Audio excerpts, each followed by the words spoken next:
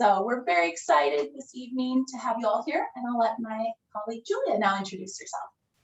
All the time. Hi, my name is Julia, and I am one of the admission counselors here at Carroll. I actually just graduated in May, so I'm a recent grad, and I'm just excited to share more with you guys today about pre-med. Kind of what it's going to look like is we're going to have some awesome people speak and just kind of introduce themselves and then be able to answer any questions that you have. So we have some faculty, we have the pre-med advisor, as well as alumni from Carroll and a current student. So we'll kind of we'll start with Dr. Hokit, who is our faculty that is here today, and he'll just introduce himself and we'll just start with that. Hi, everyone. I'm Grant Hokit. I'm a biology professor here at Carroll College, and I've been here at Carroll for 25 years now, quarter of a century.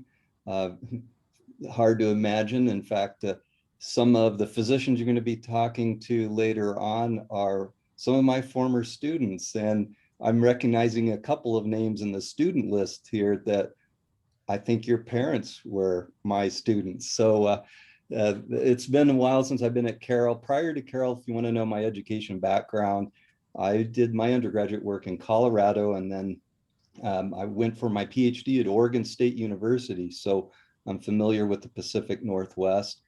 And then later, after earning my PhD, my first job after becoming a professor was to move to the University of Florida, a place completely different from Carroll College.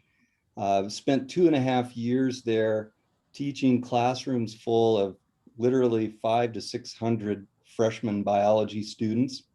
It was not an enjoyable experience, not getting to know their names, trying to do some unique educational opportunities such as undergraduate research. So when my wife and I had the opportunity to move back to Montana and work at a small private college like Carroll, I jumped at the opportunity and have been fortunate to be here, like I said, for 25 years. I've taught many classes over those 25 years. Probably the ones of most interest to pre-med students would be the comparative anatomy course that is geared towards preparing pre-professionals, pre-med and pre-dent students in particular for their first year experience in anatomy and medical school. And I've also taught several zoology courses, introductory biology we all share, so the first year general bio course, and a few others that we can talk about later. So that's who I am and where I'm from and how long I've been here. Julie, do you want me to speak now to our pre-med program now, or wait till after introductions? I think we'll do more introductions first and then kind of come back. But if you wanted to just say anything like short and sweet about what sets it apart, you're welcome to do that, but we can also move on to time. I can come back to that later, but the short one sentence version is that we have a long track record of preparing students for matriculating into medical school in particular. You're going to meet some individuals who have succeeded at doing that through Carroll College in a little bit. Just one stat I'll throw at you right now, and we'll talk more detail about why that stat is important, is that on average, about 80% of our students who apply to medical school out of Carroll College matriculate successfully into medical school.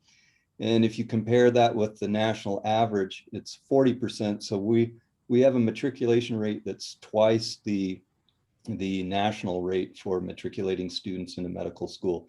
And it's not only, I'll give you this hint right now, it's not only what we do in the classroom, but what we do outside the classroom that's important. So we can speak to that later.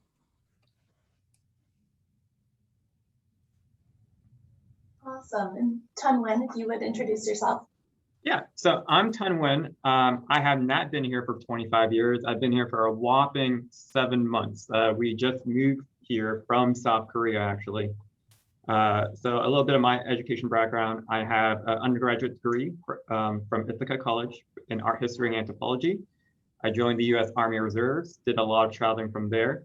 Then I got my master's in social work at Edinburgh University in Edinburgh, PA. I worked at Clarion University as a case manager, working with students there. I worked in the federal government in suicide prevention. And since coming from South Korea and moving here, I was delighted that they were hiring a health professions advisor at Carroll College. So I jumped on that. And it's been a very exciting time. The students here are fantastic and they love trying to get into medical school. And so it's been really just a great atmosphere for me and working with the faculty and staff here, that it's been a blast so far. Awesome, thank you. So now we're gonna direct to our alumni that are here with us. And because I'm this kind of person, we're gonna go alphabetically, just because that makes sure I catch everyone. So if Dr. Aaron Almy would be able to start us, please. Hi there, thanks for having me this evening. My name is Aaron Almy. I'm an eye surgeon and ophthalmologist in Whitefish in Kalispell, Montana. And I'm thrilled to be with you this evening.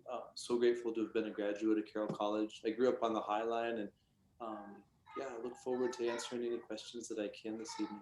Glad to be here, thank you. Awesome. And then Ted Olenick. Hi there all, my name is Ted. I'm originally from Pocatello, Idaho, and then I went up to Carroll and I graduated in 2017. So, wow, almost like 4 years ago now. And yeah, so I'm in medical school currently. So I interviewed and I'm currently at ICOM in Boise, Idaho. Awesome. And last but certainly not least, Dr. Chris Sheeling.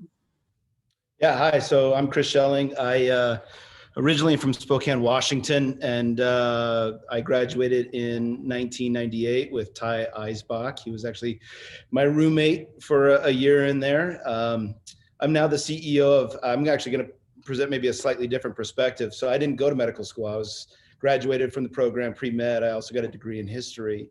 And I took a different course and actually ended up going into pharmaceuticals. So drug development, I realized that you can help people at a patient level and you can help people at a different level by providing pharmaceutical medicine to treat them. So I spent 21 years in the industry now. I'm the CEO of a pharmaceutical company. I've started up a couple of other pharmaceutical companies as well and have sold those recently.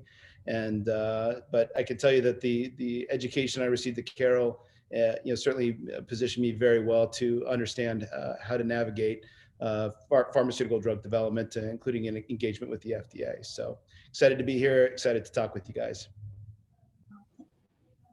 Great. Thank you guys so much for being here. Last but not least, we have our current student, Miss Hailey James. So I'll let her go ahead and introduce herself.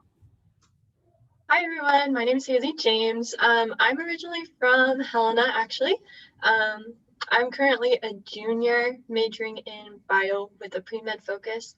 And I also have a minor in Catholic studies. I'm involved in a couple different things on campus, some campus ministry things, and then I really love doing volunteer work, so several different volunteer activities at Carroll on and off campus. Wonderful. Well, thank you so much. All right, you guys. So now we have questions that we can ask our panelists, but this is really to be here to be a resource for our students that are joining us. So please feel free to use the chat and submit your questions, things you'd like to know from any of our presenters. We would love to hear from you. While we give everyone a chance to maybe start up those questions, I'd like to direct a quick question towards our faculty that are here. And I would love to know, what are some characteristics of students who've been successful in courses in biology and our pre-med program? Good question. It probably goes without saying that we have to have students that are definitely committed to academics. That's one of the key criteria. They don't necessarily need to be straight A students, however. As long as they have instilled with them a curiosity and a drive to learn, they can excel here at Carroll. And we try to provide them with as much one-on-one instruction as possible to help shore up some of their weaknesses. And at the same time, these students, what I love about the Carroll students is that I find that their character is unparalleled with other institutions I've either visited or taught at. And I think that goes a long way towards getting students into these professional programs. They are very self-determined individuals and persistent. And so when the workload requires it, they're able to bear down and get the work done. At the same time, I find them very fun and engaging because of the curiosity that they bring with them. They're not only interested in the sciences, but as Hailey mentioned, she's into Catholic studies and other programs on campus. We really attract the students that are interested in an overall well-rounded education, not simply specifically a bachelor's of science, but a more broadly based education in the sciences, the liberal arts, as well as perhaps double majoring or major and a minor, something outside of the sciences, and also participating in many of the activities that are available and learning experiences that are available here at Carroll beyond the classroom. So I mentioned that earlier. Learning outside the classroom. We have many opportunities, some of them formal, like study abroad opportunities that our pre-med students take advantage of, and also research experiences. We have funded research opportunities where the students get to work one-on-one with a faculty member, mentor their way through a thesis project if they want, or at least through a semester-long project. And one of the physicians here, Dr. Aaron Almy, was one of my students way back in the day. And just to show you the kind of the diverse interest, did a project on warblers in Glacier National Park as part of his work. So I would say the students we're looking for are those that are self-determined, persistent, not necessarily straight A, but very broad interests and willing to explore and expand their horizons. Wonderful. Thank you so much for that. Next, I have a question for the alumni. So could you guys speak more about how Carroll prepared for you for your current career? Sure, I'll take a stab at it. Carroll laid a tremendous foundation in terms of biology and chemistry and biochemistry and all of the strengths that one would expect for a solid foundation on the science component of medical school and beyond. But I'm probably equally or even more grateful for what Dr. Hokit described, the overall well-rounded education, the number of classes that were required outside the sciences, the opportunity to grow in my faith in campus ministry, the opportunity for leadership on campus, the opportunity to work so closely with professors. Office hours were available, which was huge for answering questions along the way.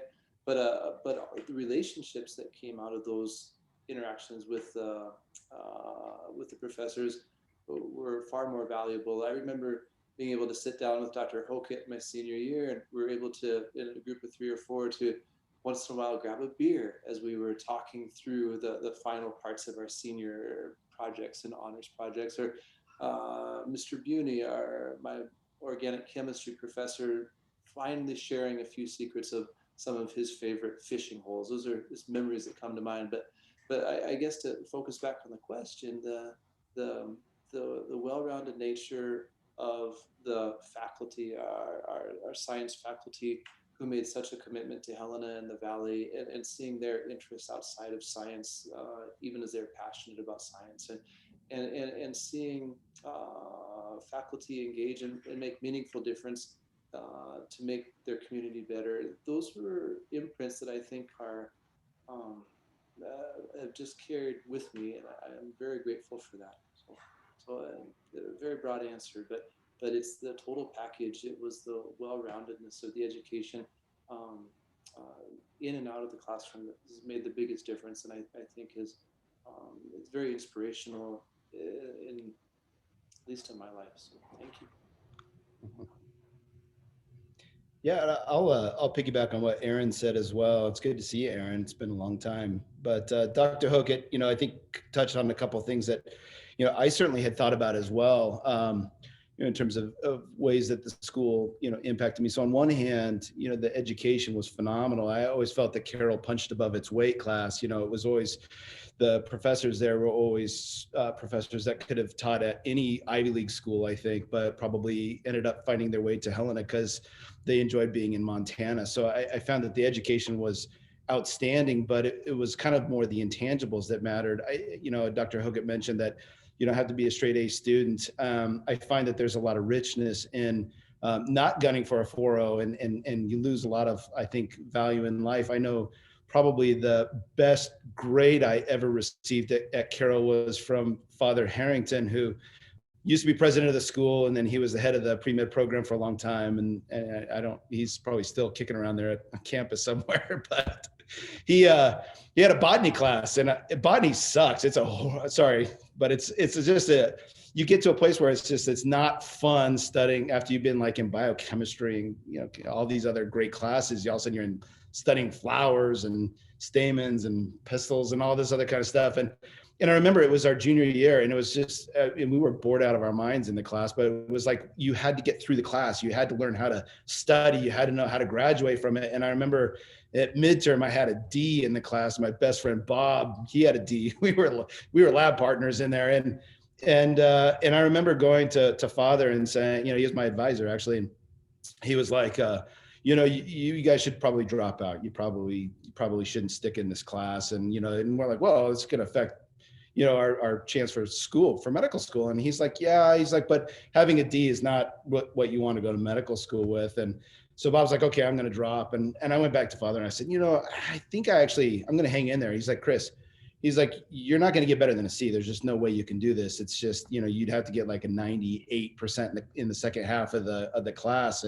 And I said, I'll take my chances with that one. And, I'll be damned. I got a B in the class because I actually let other grades kind of suffer a little bit because I wanted to prove a point. I wanted to prove that I could get in here and I could learn and do what I needed to do in this class. And it was like a B minus. I was like probably like a 0.1% above where I needed to be at. But it taught me that no matter how hard it was, no matter how mundane the class was, that I could actually, if I put my mind to something, I could accomplish it. And I think Father knew that too, because he permitted me to stay in the class and push for it.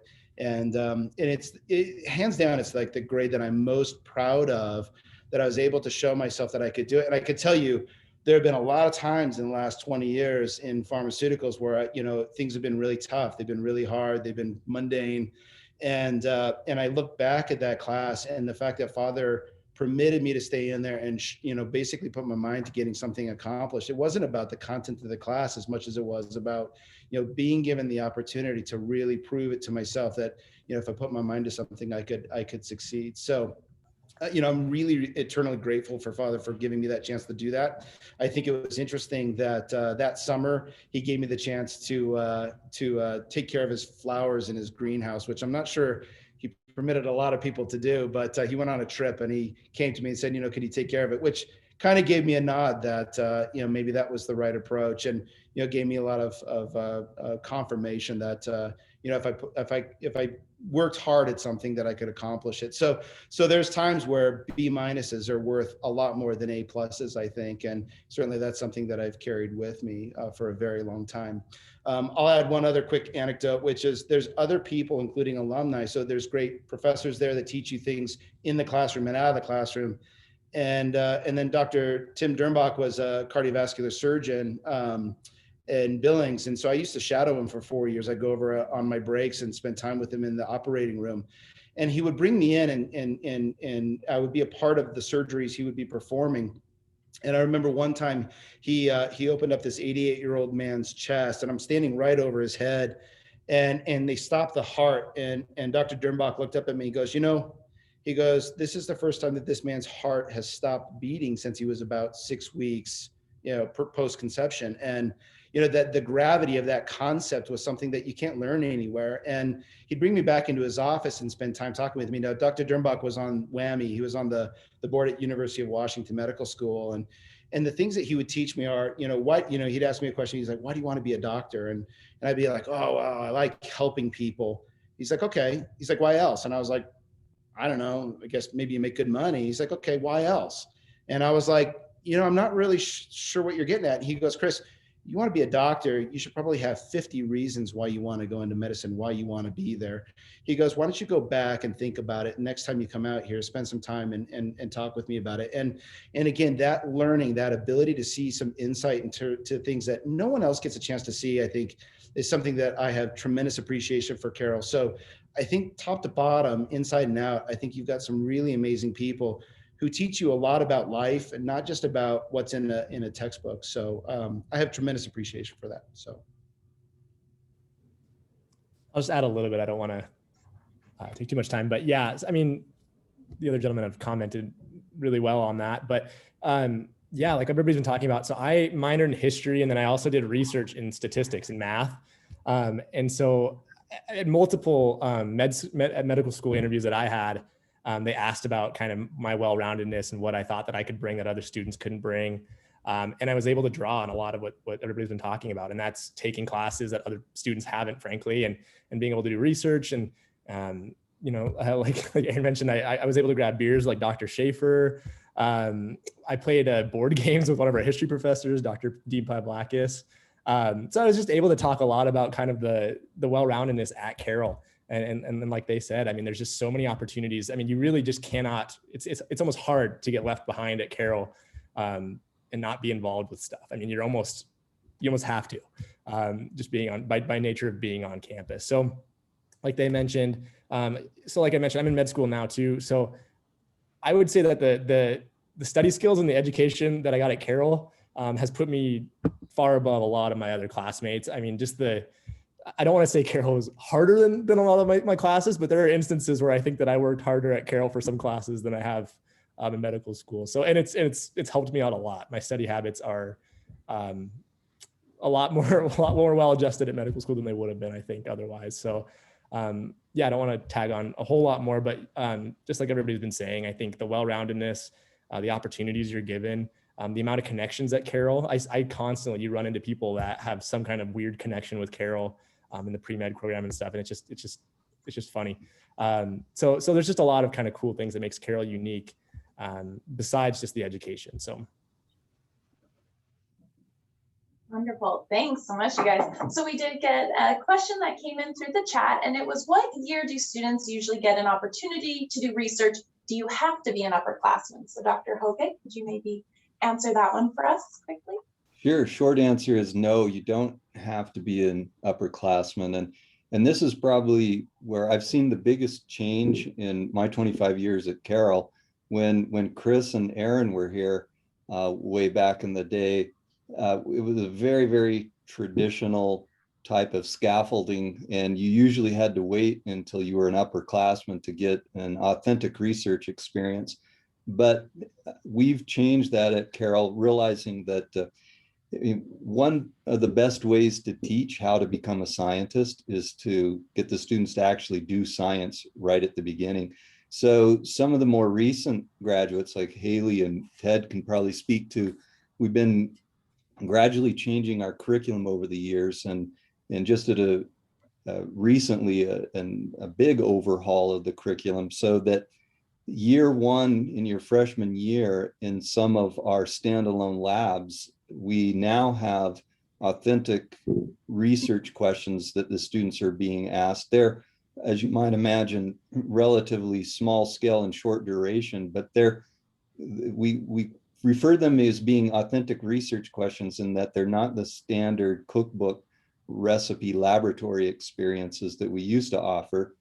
And in fact, I often tell the students that we don't know the answer to this question we're asking until we conduct the research. So that's what makes it authentic. So we start you off right off the bat learning the skills on how to design a research, how to collect the data, how to analyze the data, You're taking those stats courses that Ted went overboard on in his research project while he was here. All good skills that you'll be able to revert back to when you're matriculating into the professional schools and reading those science journals and such. Now, beyond that first year experience, we've scaffolded the research opportunities. So the next opportunity would be, we have these standalone research labs now, we call them ARES, A-R-E, academic research experiences, in which you have a semester-long project in groups of usually no more than 10 students, and you're engaged with the faculty member working on a authentic research question of some type. And then finally, when you reach that junior and senior year, we have faculty that are doing research experiences, are offering, I should say, research experiences on campus. And more we've been able to find external funding that allows those to be paid research experiences. So there are many examples on campus. The one I'm most familiar with, of course, is my own. So for the past 13 years, I've been working with the mosquito vector that transmits West Nile virus in Montana. And we've been modeling the species distribution, when it's most abundant and when it's most infectious. And so we've been able to map where and when in Montana you're most likely to be exposed to West Nile virus.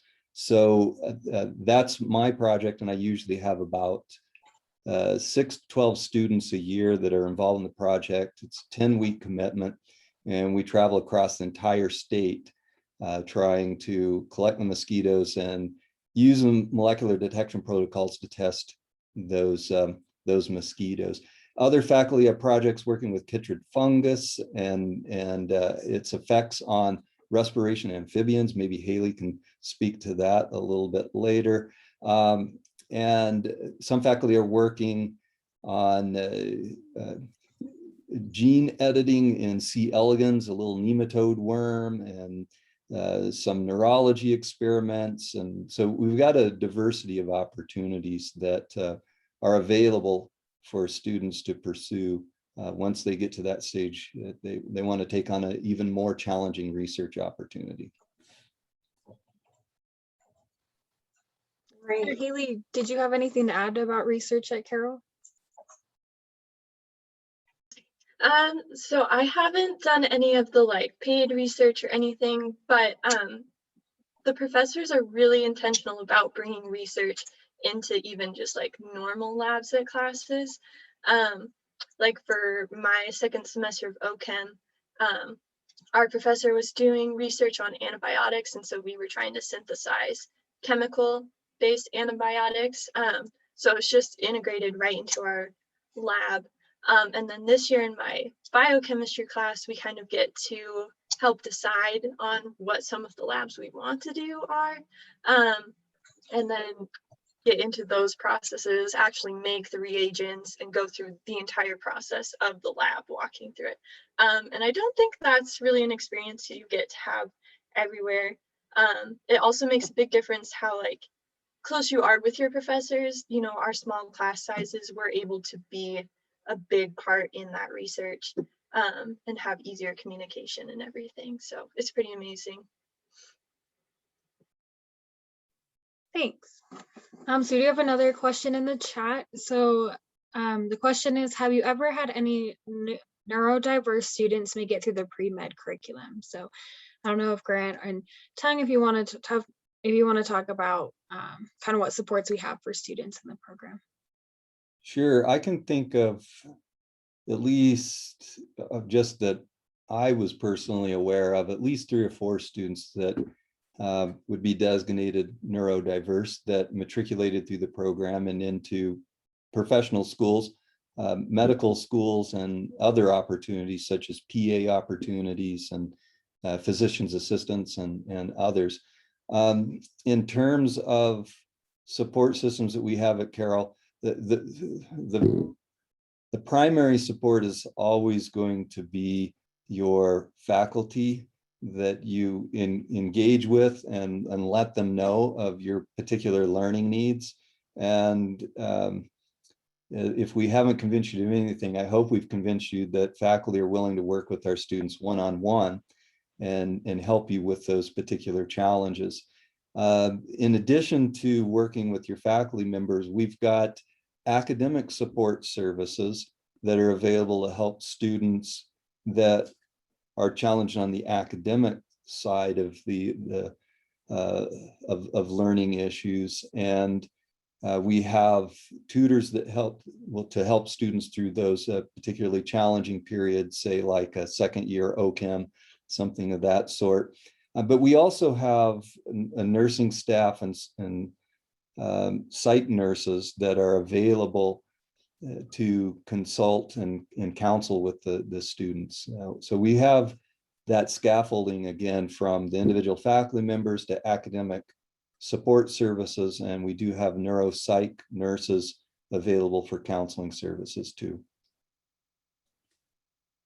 Yeah, and just to piggyback with what Dr. Hokit said, specifically with the pre-med curriculum, technically you can major in anything. You can major in whatever you want. And so when you come to me freshman year, we'll look at different requirements for medical school, right? So it's usually like 1 year of biology with lab, 1 year of general chem with labs, 1 year of physics, calculus, and statistics. So we'll try to figure out what fits your schedule and how it works and what schools that you are maybe looking at now, if you're super early or later on, and we'll try to help you out from there. Wonderful. So then the next question that was posed in the chat, we're going to direct it first to our current student and then kind of by amount of time you've been out. So we'll do Hailey, then Ted, and then I don't know the years between Chris and Dr. Aaron, but to current and former students, how do you feel the relationships between the pre-med are between the pre-med students? Do you feel there's camaraderie, or is it more of a competitive environment? Do students study together and interact? So, Hailey? I would definitely say there's more of a camaraderie between students. You get into those, maybe not as much your first few years, but especially when you're getting into your upper division classes and your class sizes are getting even smaller. We're going to have study groups all the time. You're definitely walking through this together. Like, you're walking into this test saying, okay, we're going to do this together, not like, who am I going to beat score wise? I have group chats with other students, like just talking about, hey, what did you get for this? Or like, how are you approaching this problem? It's definitely a team. Like, no one wants to see anybody else fail. Like, we all want to succeed and we all want everybody else to succeed, which I think makes a huge difference. Like, you're not constantly worrying about where am I at compared to other students. You're more of just thinking about how can I help someone else, or maybe who can I go to get help for this situation. I think that is one of the biggest differences about Carroll. And something I've definitely loved about it. Yeah, I'll actually even say, so the camaraderie I felt at Carroll actually played a huge part in my decision of which med school to go to, because when you're at Carroll, you get so kind of accustomed to just working with other students and you just have a lot of friends. And I mean, it's obviously not a huge school. So, I mean, basically everybody in the pre-med class pretty darn well, at least. So when I was interviewing at a bunch of different schools, that was one of the main markers for me, was how comfortable do I feel with the other students that are here. And it actually played a huge role in why I decided to go where I am now. And like I said, it's invaluable to be able to have students that you can like bounce stuff off of and be able to teach you things that you didn't even think were important about a class. You might be going over stuff and then all of a sudden someone says something and you're like, oh, I didn't study that at all because I didn't even think about that. So the way that at least it went for me at Carroll was very, we had a very tight knit group. We shared study guides a lot of the time. We do that kind of thing. And like I said, it really, really influenced the way I learn and the way that I've kind of gone forward. So I would say, yeah, it's pretty tight knit. And like I said, you get to, by the time you start your freshman year, as you kind of go through the program and you get to your fourth year, it's a pretty tight knit group in terms of pre-med. You take a lot of your classes together. So So it works out pretty well.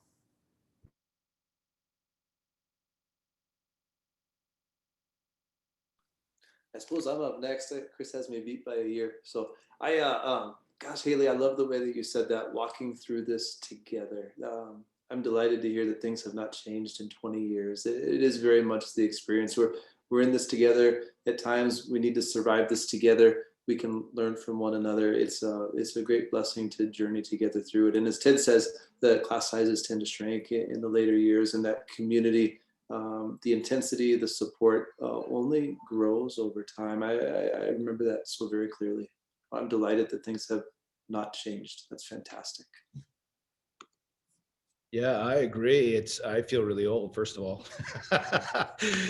but outside that, it's you know, in 20 plus years, you know, it's great to hear that that's the case. I can tell you, the program itself was very challenging. You didn't need to be challenging and competitive with each other necessarily. It was, you know, the program itself tended to weed people out and push people forward. And I think, you know, the ability to get through that until the later years where, you know, our group, I think we graduated, I don't know, 15 or so in the class.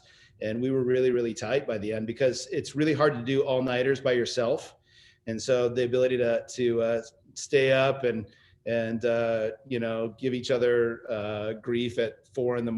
while you're getting ready for a test and stuff. It's a lot more fun to do that with other people. So very tight group. And in 20 plus years later, we're still, you know, close friends. I'm actually friends with probably half the class that I graduated with. So it extends beyond just studying together to life itself.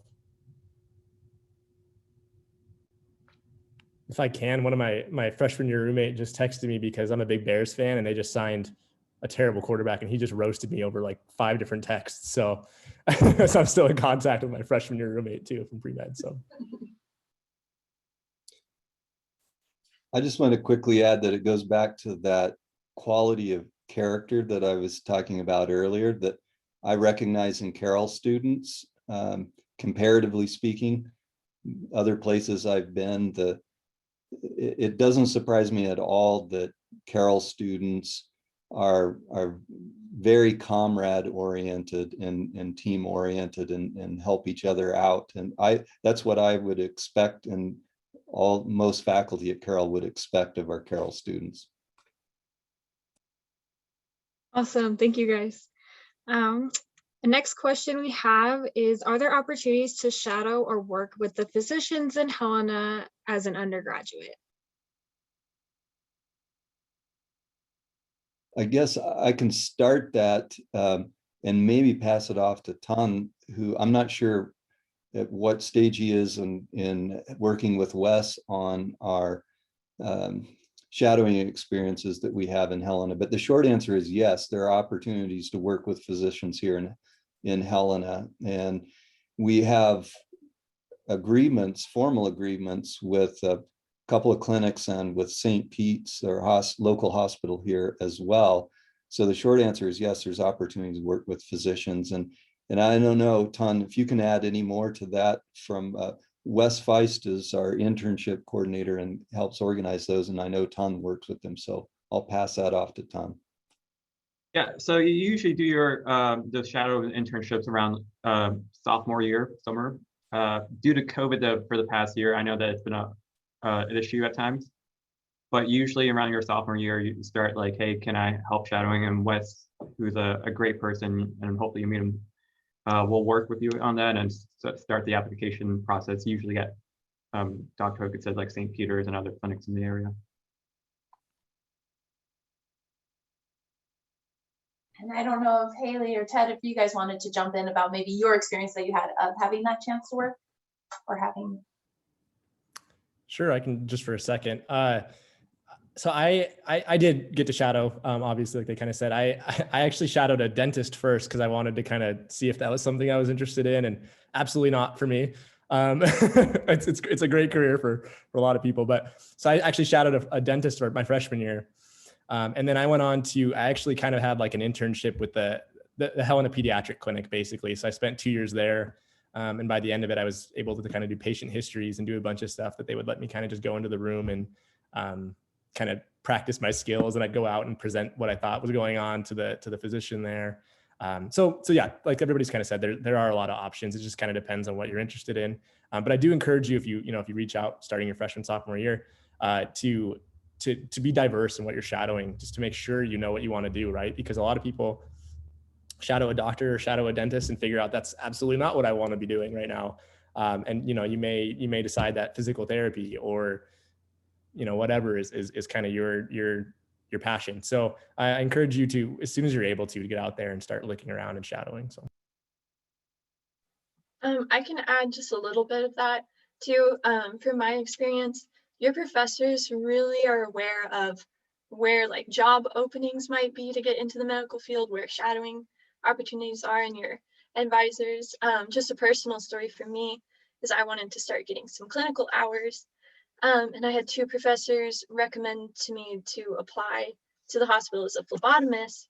And I've been working there in that role for almost 2 years, which has been really amazing. Like I'm already getting experience going into traumas and codes, and experiences all over the hospital, sneaking in to watch procedures every once in a while when the doctors will allow me, meeting patients in the ER.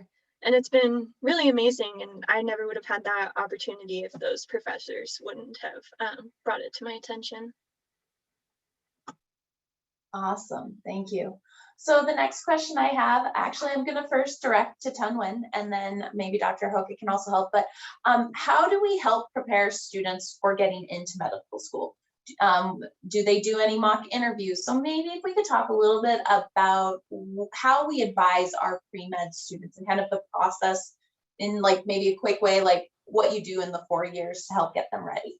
Yeah, sure. So I'll start with freshman year, right? So you come in, you're like, hey, I want to be, a doctor. I'm a pre-med student. We'll come up with a 4-year course plan on what works for you, more or less.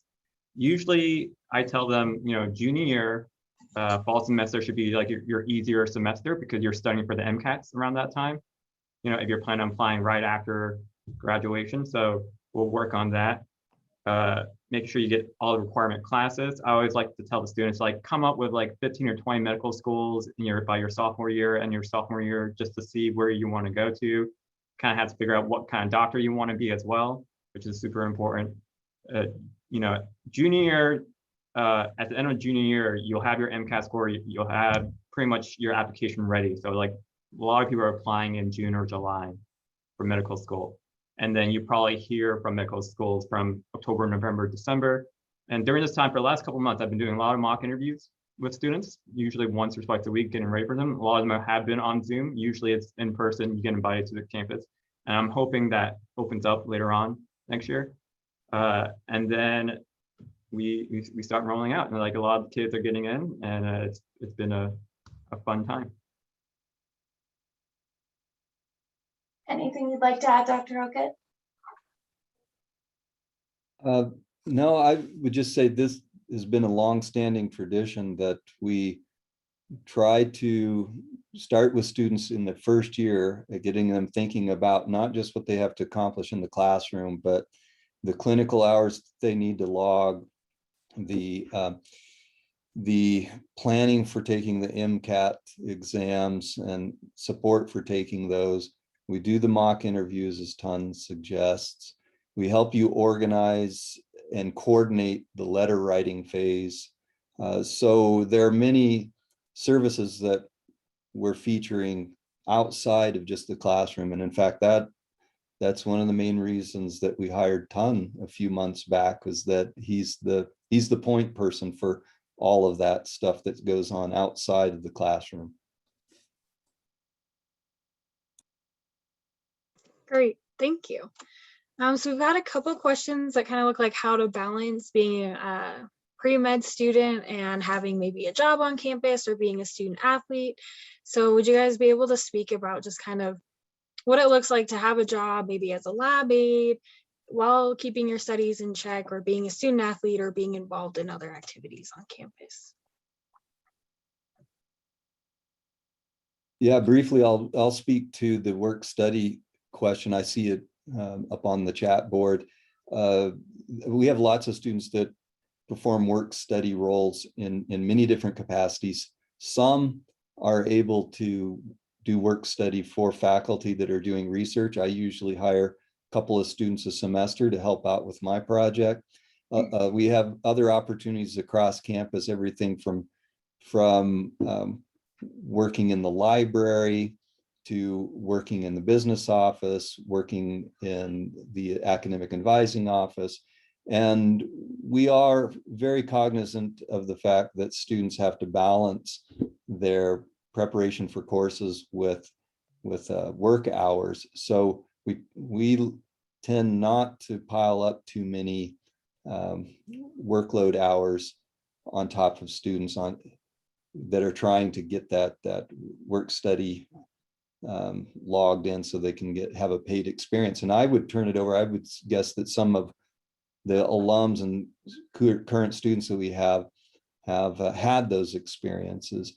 The other question that I see along those lines is the question about being a student athlete in a varsity sport and making it through pre-med programs. I've got lots of names, and I'm sure the alums can think of lots of their peers who have made it through Carroll while performing in varsity sports and getting through the pre-med program. So Zeke Kozlowski, Sean Condon, those are a couple of football players I can pull out. Chris Watts, basketball, go on down the list. So to answer that question briefly, yes, you can do athletics and pre-med and survive matriculating into medical school.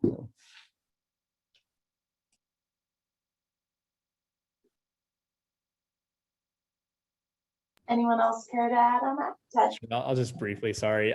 No. So one of my buddies who I graduated with, he took a couple of years off to work, but he just texted me the other day and he got in, but he was, I think he's actually one of the captains of the football team. He just applied and got into medical school, David Anderson. So, and I had a lot of buddies that were involved. And in fact, I think a lot of schools, see that as a plus. I think if you're able to be a varsity athlete and you're able to complete the pre-med program and you're able to, interview effectively and you have a lot of people skills, that's a huge plus. I think for a lot of those students, it actually, is a big boon. So absolutely, you can do that from my experience. So. Awesome. Also, we had another question come in here, and I really like this question, and I'll be really excited to hear, because pretty much anyone of our panelists could offer some maybe advice on this, but do faculty advisors feel pressure to keep the Carroll Medical School acceptance rate high, and do the students feel that type of pressure? So I don't know who'd like to start, but yeah. I can speak for the faculty and answer that no, I don't think that we feel any outside pressure.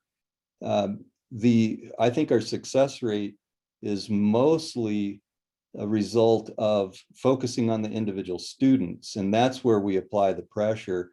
And if we're committed to helping the individual students, then the success rate just follows naturally. So we don't have a particular percent target we're trying to reach. We don't have administration looking over our shoulder and looking at the calculations for our percent success rate. The success rate that we've had at 80% success rate is resulted because we're focused on serving the individual student, and that rate then just follows naturally. Wonderful. Yeah, as the pre-med advisor, I don't feel any pressure at all. Kind of like Dr. Hokit said, my goal is to help the student get into medical school. So for me, I feel like the best way to do that is for them to come up with a plan, and I'm just the person that's helping them coming up with the plan. And once the plan is created, is just guiding them to making sure, like, hey, get to A to B, B to C, C to D. And I've seen it like firsthand from what Dr. Hokit has been saying and working with the faculty and staff, that the students are usually the ones driving the plan, and they're so focused and so determined to get into medical school and doing good work that they just get in. Sorry, I'll answer. These are great questions. So I'll answer it, then I'll shut up. Sorry, I keep talking a lot. But yeah, I love this question. So I think that in my experience, it's not so much like there's not a feeling of like, man, if you're not going to make it, you better just get out of the program right now. Like I never experienced that at all. We all, if you ask anybody that went through the pre-med program, I'm sure that they had struggles or times where they were like, man, do I even want to do this? But I think what it is, like Dr. Hokit mentioned, is I think Carroll is so good at finding what students are like love, what they're passionate about. So a lot of my buddies that started pre-med, it's not like they left pre-med because they didn't like it or they didn't think they'd get in or Carroll wanted them to get out of the pre-med program. It was because they found something else that they really enjoyed to do. You know, maybe they took like a philosophy class, or they took, a lot of my buddies went into like physical therapy, just because they shadowed him and they shadowed a physical therapist and they liked that better. They just thought that that's where they belonged. Yeah, so there's never really a culture or pressure that makes it feel like if you're not going to make it, they're just going to push you out or anything like that. The professors are there to help. I mean, anytime that you need help, they're there. And so if getting into medical school is what you're passionate about and what you really want to do, you will get through the Carroll program just fine. It's just a matter of finding, what you're passionate about. And that's what Carroll, I think, does really well. It's about finding where you want to spend the rest of your life, what career you want to do for the rest of your life. So.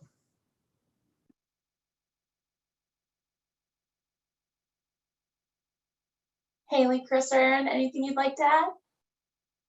I think Ted nailed it. That was beautifully spoken. I couldn't add anything more except to verify that what he said in my experience is completely true. And I think Dr. Hokit mentioned earlier, like follow your passion. It's some of the most interesting people I went to medical school with were non-traditional biology majors with chemistry minors. I was a bio major and I have no regrets because it's where some of my passion lied. But there are so many roads that lead that way, and Carroll will support you and direct you and guide you and help with that, with your vocation, with your discernment. And yeah, Ted, you just said that so well. Well, thank you.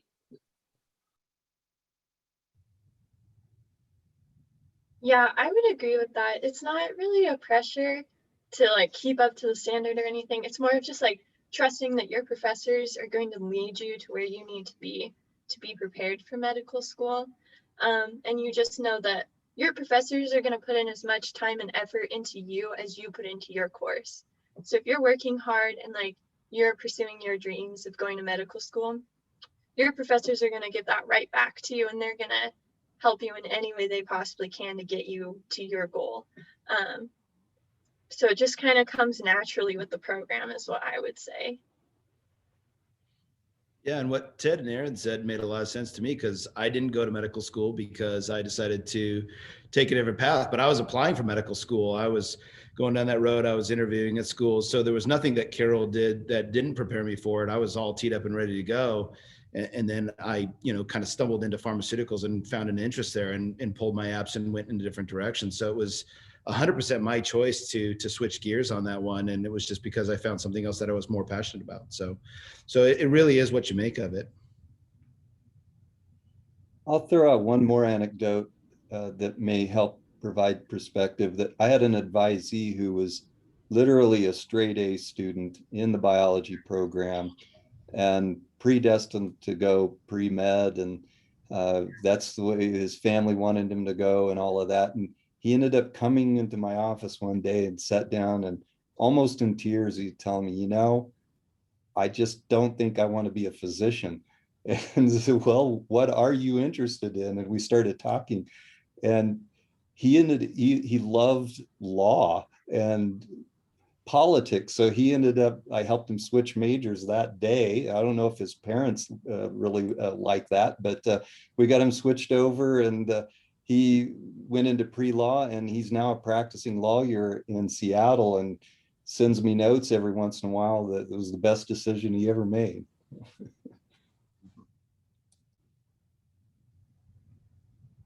Thank you. Julia, do you have the next question for this one, or is it? I know we do have one more in the chat. So it is, do the faculty feel that religion impacts the curriculum of their courses, or is it just a cultural feeling around campus? I guess as the faculty teaches here, I can take that one too. No, the nature of the courses that we teach, are not impacted by the fact that we are a Catholic religiously affiliated institution. So I don't think that in my 25 years here, I've never received any pressure to teach a certain course. We have what we call academic freedom at Carroll. And to give you a sense of what I'm talking about, one anecdote, Chris mentioned Father Harrington earlier, now Monsignor Harrington. He was one of my colleagues when I first started at Carroll. And I'm not Catholic myself, but very respectful of the Catholic culture that exists on this campus.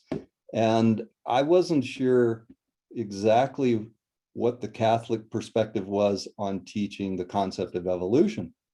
And as it turns out, if you don't know, they actually have no problem with that concept from a scientific point of view. So I went to Monsignor, then Father Harrington, and asked him that question, being a naive first year faculty member, and he acted it up pretty well. All of a sudden he got a very serious face and he waved me into his office and he closed the door.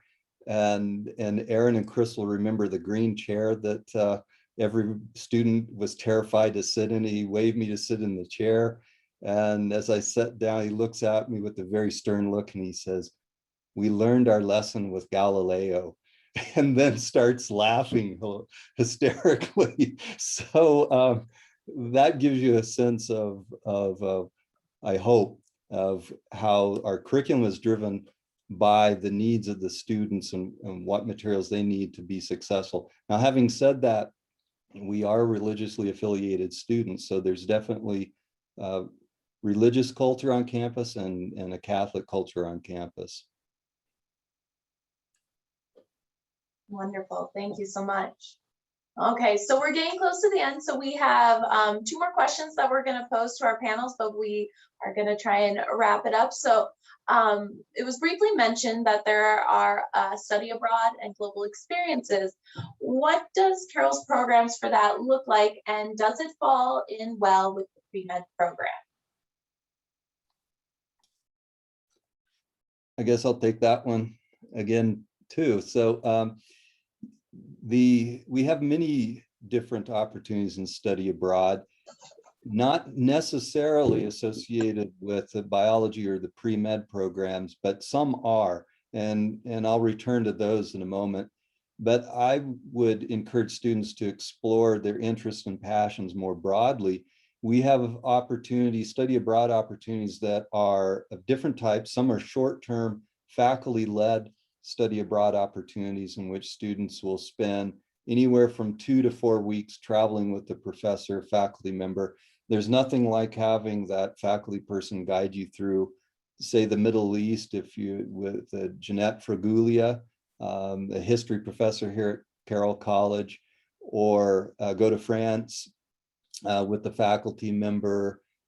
We have several of those opportunities. I myself, every other year, given my background, I teach many of the zoology courses here on campus. And so every other year I take students to Ecuador. In our January term, we spend 2 weeks in country in Ecuador doing a biodiversity survey from the Altiplano in the Andes, just below the glacier zone. And we go all the way through the tropical forests and down to the coast ocean area. And it's a fun, popular course. In addition to those, we've got semester study away programs that we work with students if they want to spend a semester abroad. We have several different partner institutions across the globe that we can set up students so that they don't fall behind. Those institutions we partner with have curriculum that matches ours, and if you plan appropriately, you can do a semester abroad. In terms of opportunities that are specifically designed for pre-med, we have some alums that do a trip every January to an orphanage in Mexico that it's set up. The students who go are pre-med students chosen by the alums, and they go to this orphanage in Mexico to provide basically triage healthcare services to these orphans in Mexico. And our students get to participate in that, that primary healthcare visits that the orphans don't typically receive otherwise. In addition to that, we have a relatively new pre-med, and I would say this is broader than just pre-med, but pre-healthcare opportunity. Prior to our COVID issue breaking out, we've run one iteration, and this is a program in Uganda in tropical medicine that one of our faculty members organized and led. And we actually go to University Hospital in Uganda. It's the same facility that some med schools send their med students to for tropical medicine rotations. And in this opportunity, we, after the students kind of get their feet on the ground and experience the hospital in Uganda, they are then sent out into the bush, and they learn some tropical medicine firsthand by assisting some of the healthcare providers in Uganda with doing pretty simple sorts of medical tasks that are still necessary. So they have baby waiting sessions in villages, and they listen to the consultations with the local villagers and learn about the differences between the healthcare programs here in our developed country versus those in developing countries. So those are two programs I can tell you that are study away programs specifically designed for pre-med students.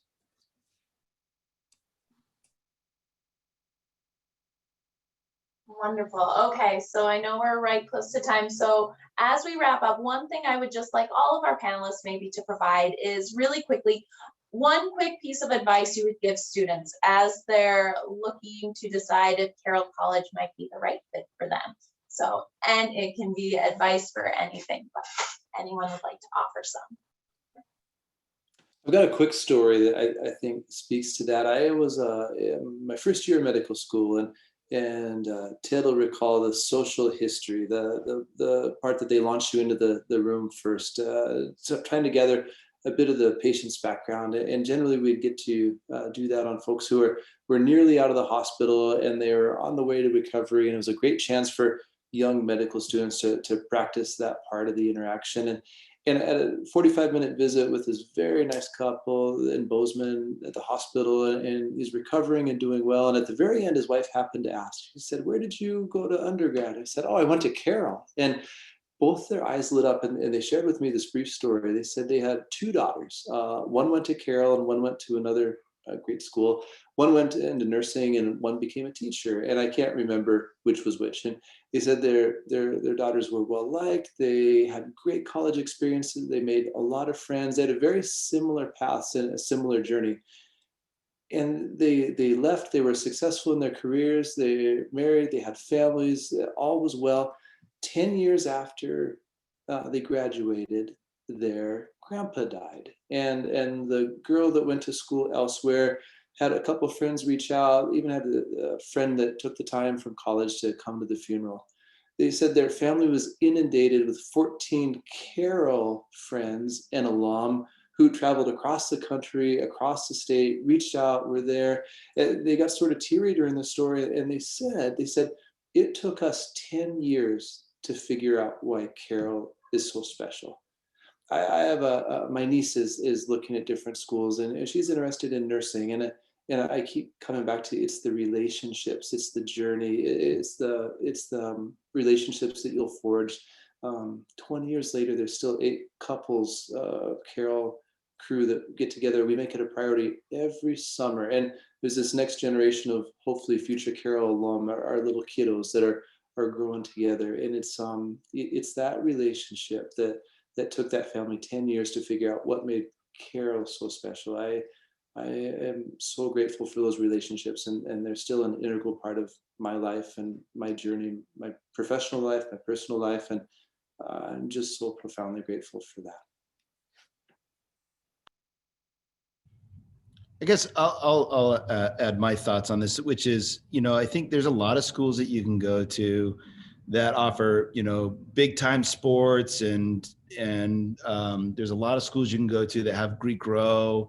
There's a lot of schools that go to that have, this tremendous Ivy League reputation and stuff. But I think, the thing that I found most valuable to Carroll from my own experience was the fact that you could pretty much do anything that you wanted to do there. You could hang out and socialize with tremendous, teachers that were there. You had great relationships with people.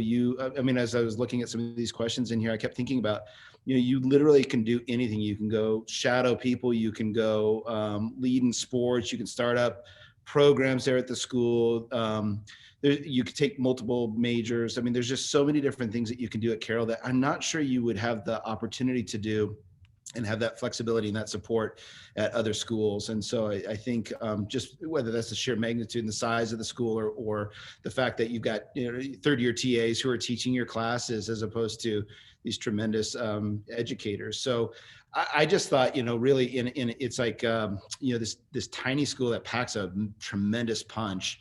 And I find that everybody who goes to school there really is given these phenomenal opportunities that, like I said, I'm just not sure you're going to get anywhere else. So I think in terms of well-roundedness and coming out, and I think in terms of teeing you up for medical school and having those experiences, like I think it was Aaron who said that, or maybe Ted, you just won't get those anywhere else. And I think it's the kind of stuff that, other kids will go in and talk about what they did and what school they went to and what they were studying. But I think there's such a richness that comes from being at Carroll that you really can't get anywhere else.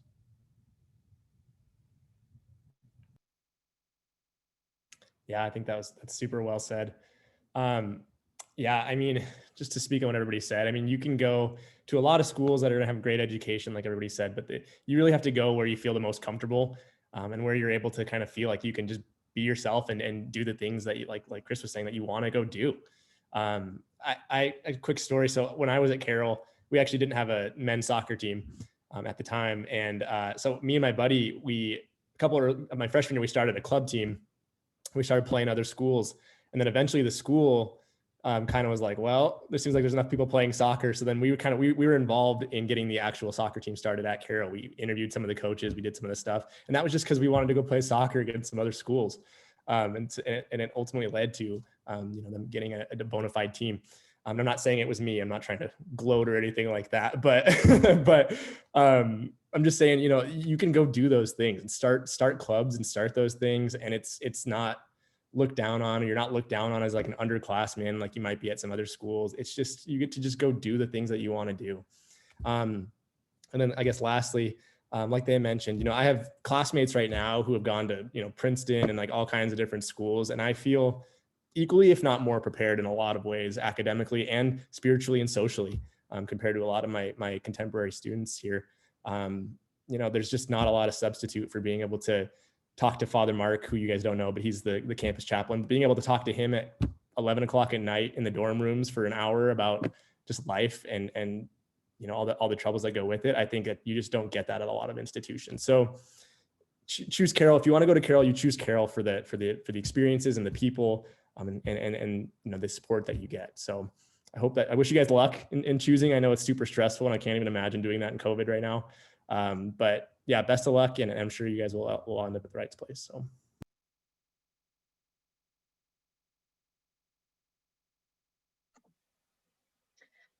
My advice would just to remain open to all the opportunities that are coming at you right now. I know that college is by no means going to be easy, but it is going to be some of the best time of your life. And I would just give you the advice to make the most of it, be open to those experiences that are coming to you, take advantage of what is in front of you.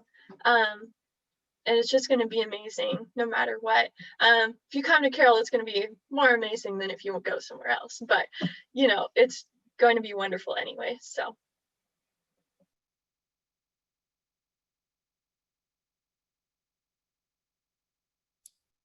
I guess I'd just sum it up with, I think it's been said many different ways, but when you're looking at schools to pursue a pre-med opportunities, you of course are going to look at their curriculum, and you're going to look at the items that we've talked about today in terms of support services for getting prepared for medical school. But I would ask you to think more broadly and think about what opportunities are available, not necessarily associated with pre-med. It's going to be those unique opportunities that many of which that you don't even know now that you're interested in, that will pop up.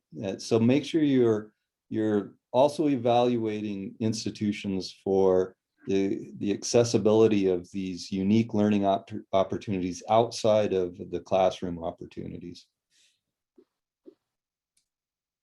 Wonderful.